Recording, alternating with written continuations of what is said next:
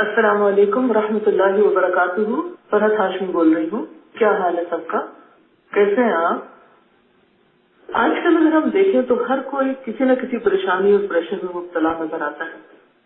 بعض اوقات یوں لگتا ہے کہ جیسے ہر کام میں ہی کوئی نہ کوئی رکاوٹ ہے، کبھی رزق میں، کاروبار میں، اولاد میں، گھریلو معاملات میں.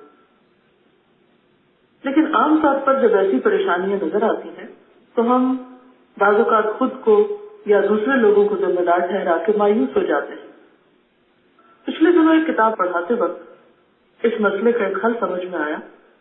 وہ لکھتے ہیں کہ جو شخص تقویٰ اور پرہیزگاری چھوڑ دیتا ہے اس کے سارے کام مشکل اور دشوار ہو جاتے ہیں. حقوق اللہ اور حقوق العباد میں کمی کا اثر یہ ہوتا ہے کہ معاملات میں طرح طرح کی دشواریاں پیدا ہو جاتی ہیں. ایسا انسان جس کام کا عزم اور ارادہ کرتا ہے اس کا دروازہ بند نظر آتا ہے یا اسے وہ سخت دشوار پاتا ہے. پھر وہ اس کا حل یہ بتاتے ہیں کہ اس کے برخلاف جو آدمی اللہ سے ڈرتا ہے اس کے تمام کام آسان ہو جاتے ہیں.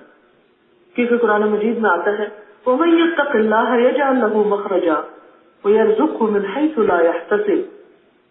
جو شخص اللہ سے ڈرتا ہے اللہ تعالیٰ اس کے ہر کام میں آسانی پیدا کر دیتے ہیں اور اس کو وہ وہاں سے رزق دیتے ہیں جہاں سے اس کو گمان بھی نہ ہو. اور جو اللہ سے توکل کرے اللہ اس کے لیے کافی ہے. تو ہر پریشانی، رکاوٹ، ڈپریشن، سٹریس کا حل اللہ کا تقویٰ، اللہ پر توکل، کثرت سے اللہ کا ذکر ہے. اللہ ہم سب کو اس کی توفیق دے. آپ سب کے لیے بہت دعائیں. السلام علیکم ورحمۃ اللہ وبرکاتہ.